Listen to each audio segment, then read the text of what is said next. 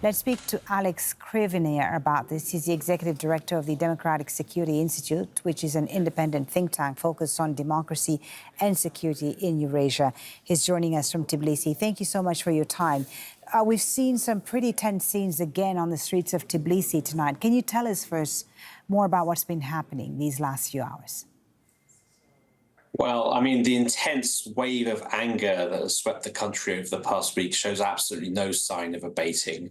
Protests are huge and have remained very high numbers. There was some discussion that maybe because today was a working day, they might be a bit smaller, but no, the momentum is if anything, only growing.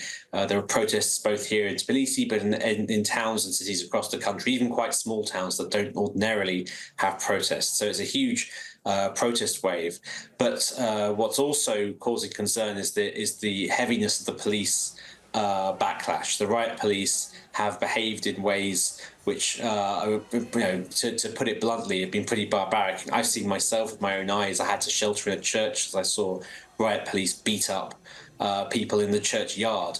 And I've seen, there's lots of footage of people being chased through streets and beaten up, maybe 10, 12 police people beating one protester. So that level of police brutality that we've seen has actually caused even more anger amongst many Georgians. Indeed, we have seen tear gas being used on the protesters. These demonstrations are focused specifically on whether or not Georgia joins the EU. Who's behind this protest movement? Because we've heard the Prime Minister accuse the demonstrators of falling victim, he said, to the opposition's lies. These are his words, and denying that EU accession talks had been put on hold. Well, I mean, I think that doesn't really stand up to any sort of objective reasoning in the sense that when the opposition did start to protest the election results, which happened at the end of October, those protests did not really take off. The Georgian populace did not really en masse come out to protest these sorts of numbers. It was only when the government said that it was abandoning for the time being the EU membership bid that hundreds of thousands of people took to the streets. No one is actually leading this protest movement. They were completely spontaneous. In fact, the opposition leaders had completely failed to rally their supporters in this sort of way. So actually, these protesters don't really have any leadership, don't really have any organisation at all. It's just a wave of sheer anger directed against the government for what people here see as a betrayal of decades of Georgian efforts to join the European Union, which I think here is difficult to overstate how important that is to Georgians, because for Georgians it's basically the alternative to Russia. And Russia's not particularly popular here.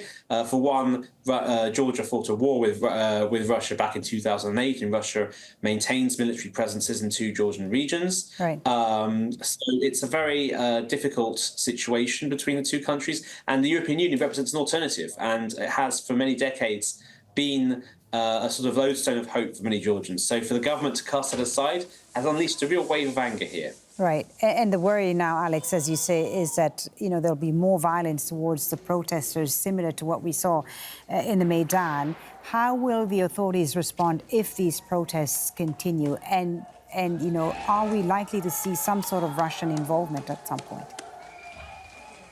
Well, I mean, that's very, very difficult to predict, isn't it? I mean, it's very hard to predict. I mean, just a week ago, I wrote an article saying, the protests were not going to happen, that the opposition had been defeated, and the government was going to probably consolidate its grip on power, and I was completely wrong. So it's very hard to predict what's going to happen. Yeah. I mean, so far there's no sign of these protests abating. And as for Russia, well, one Russian official has said that we stand ready to intervene. That would be something that's very much feared and would not be supported by most people here. Alex, let me just ask you finally, the president, Salome Zurashvili, has said that she's not going to step down in December when her term ends.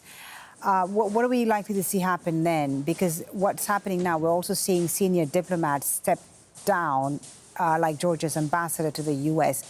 Do you think this pressure will continue? And are we likely to see pressure from the outside as well, from the EU, for example? Well, I mean, yes, there is this huge wave of different Georgian ambassadors resigning, not just the Georgian ambassador to the US, who incidentally used to be the foreign minister of the whole country, but also ambassadors to the Netherlands, ambassadors to the Czech Republic, and a few other countries. I think even one of the envoys to China also stood aside. Also, many dozens of civil servants from different departments, including the Ministry of Defence. So there is a kind of wave of officials who are deciding to leave.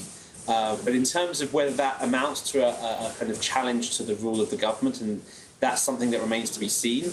And the EU and the West has been kind of pretty quiet. I mean, they've made statements expressing concern about the violence used against protesters, but ultimately both the EU and the US have been pretty muted in terms of their response to this. And that's actually causing some anger here in Georgia. Georgia feels that the West needs to take a much stronger stance. Many Georgians in the protest movement, that is, believe that. And the West has so far been pretty mild. Okay. Thank you so much for your insight, Alex. Very good to talk to you about this. Alex Scrivener, Executive Director of the Democratic Security Institute. Thank you.